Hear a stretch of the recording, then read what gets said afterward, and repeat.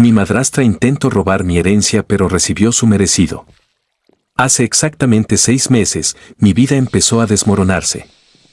Hasta entonces, las cosas no eran perfectas, pero al menos había cierta estabilidad. Mi papá y yo teníamos una relación distante, aunque cordial. Él siempre había sido un hombre ocupado, absorbido por su trabajo y sus múltiples compromisos.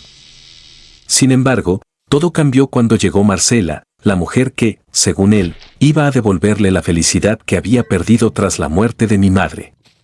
Cuando mi madre murió, yo tenía 14 años. Ahora tengo 25 y hasta hace unos meses pensaba que había superado esa pérdida. Pero Marcela, con su sonrisa impecable y sus palabras calculadas, me hizo sentir como si la ausencia de mi madre estuviera más presente que nunca. Ella llegó a nuestra casa con una maleta llena de promesas, pero en poco tiempo dejó claro que no había venido a sumar, sino a tomar. Mi padre, ciego de amor, no veía lo evidente: Marcela era manipuladora. Desde el principio intentó imponerse en todo, desde cambiar la decoración de la casa hasta decidir qué comeríamos cada domingo. Mi hermana menor, Lucía, de 20 años, trató de ignorarla al principio, pero yo no podía. Había algo en su mirada, en la manera en que se dirigía a nosotros, que me ponía en guardia. El golpe más fuerte llegó cuando mi papá cayó gravemente enfermo. Un infarto lo dejó postrado en cama, debilitado tanto física como emocionalmente.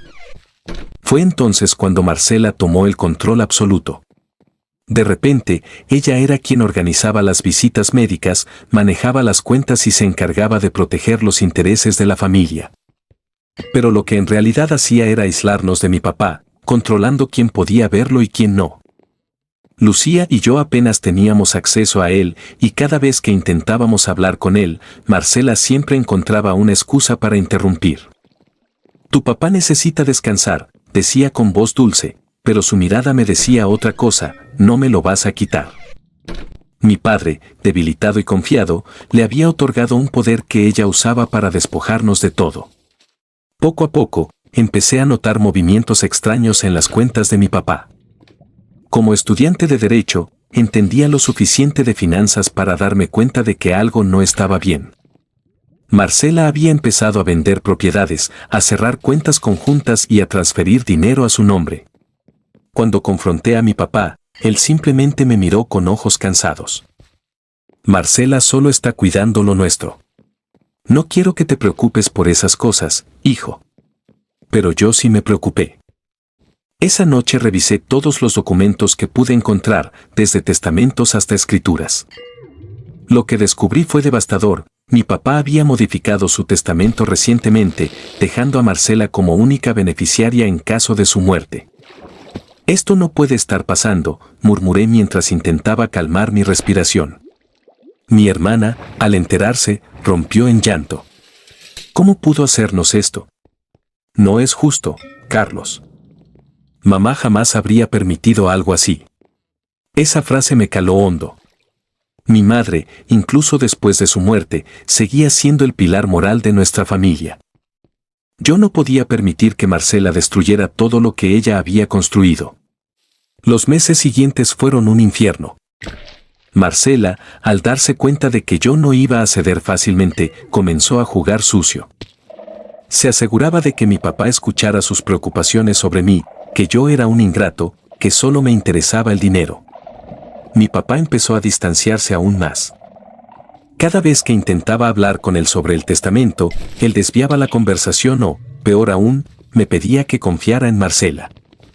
Un día, mientras revisaba los papeles de una de las propiedades familiares, encontré algo que me dio una pequeña esperanza. La casa donde crecí, la misma que Marcela intentaba vender, aún estaba a nombre de mi madre.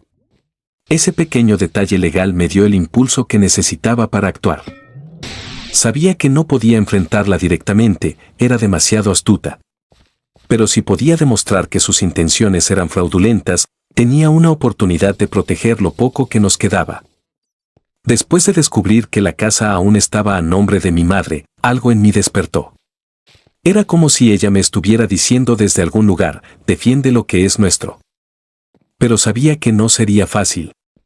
Marcela había tejido su red con precisión, manipulando a mi padre y a su círculo cercano para aislarme y desacreditarme. Mi primer paso fue hablar con Lucía. Ella tenía derecho a saber lo que estaba pasando, aunque sabía que la noticia la destrozaría aún más. La casa es lo único que Marcela no ha tocado todavía, le dije mientras ella miraba los documentos en silencio. ¿Y cómo piensas protegerla? Si papá sigue de su lado, no podemos hacer nada, respondió, con la voz temblorosa. Sabía que tenía razón. Mi papá, aunque debilitado, era el único que podía frenar a Marcela legalmente. Sin su apoyo, cualquier movimiento mío podría parecer un ataque de un hijo resentido. Esa misma semana, traté de hablar con mi papá en privado, algo que se había vuelto casi imposible. Aproveché un momento en el que Marcela salió para hacer compras y entré a su habitación. Él estaba más pálido de lo normal, con los ojos hundidos y la mirada perdida. Papá, necesito que me escuches, le dije, colocando los documentos sobre la mesa junto a su cama. ¿De qué se trata ahora, Carlos? Estoy cansado de tus sospechas sobre Marcela, respondió con un tono de agotamiento que me partió el alma. Le expliqué todo, las transferencias, las propiedades vendidas, el testamento modificado. Al principio, me miró incrédulo, como si no pudiera aceptar que la mujer a la que había entregado su confianza pudiera hacer algo tan vil. No puede ser. Marcela me ha cuidado todo este tiempo. No haría algo así, murmuró, casi para sí mismo. Pero entonces le mostré algo que no podía negar, un registro de una transferencia bancaria que Marcela había hecho a una cuenta en el extranjero, usando uno de sus poderes notariales. Su rostro se endureció. Por primera vez en meses, parecía estar viendo la situación con claridad. Déjame pensar, dijo finalmente, dejando caer los papeles sobre su regazo. Sabía que no podía confiar en que él actuara de inmediato, así que busqué ayuda por mi cuenta. Hablé con un abogado amigo de la familia, quien me confirmó que los movimientos de Marcela podían considerarse fraudulentos si lograba probar que ella estaba manipulando a mi padre. Sin embargo, eso requeriría tiempo y pruebas más contundentes. Mientras tanto, Marcela continuaba con sus planes como si nada estuviera ocurriendo. Una tarde, mientras revisaba unos papeles en la sala, la escuché hablando por teléfono. No te preocupes, en unas semanas todo será mío. Estos dos inútiles no podrán hacer nada, dijo con una risa que me hizo hervir la sangre. Sabía que no podía enfrentarla todavía, pero también sabía que no podía quedarme de brazos cruzados. Decidí instalar una grabadora en la sala, esperando capturar algo que pudiera usar en su contra. Los días pasaron lentamente, pero mi paciencia dio frutos. Una noche, mientras discutía con alguien por teléfono, Marcela dejó salir su verdadera naturaleza. Claro que es un viejo idiota.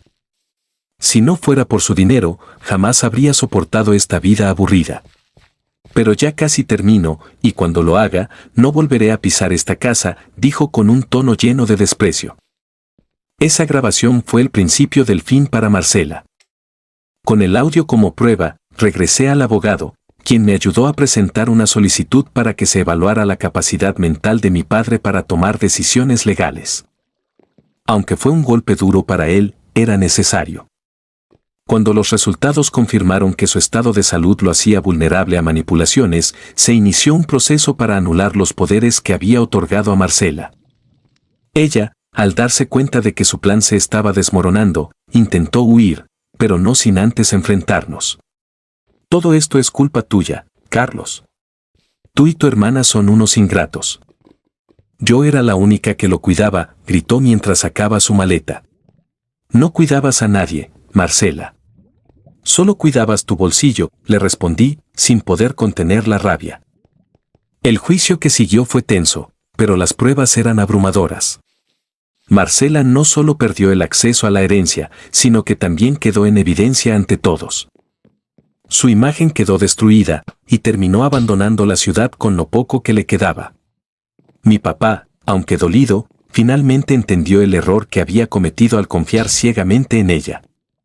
La casa, y todo lo que representaba, seguía siendo nuestra.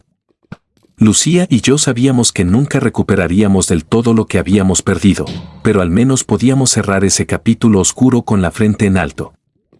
Más historias en mi canal y si no quieres perderte las nuevas suscríbete.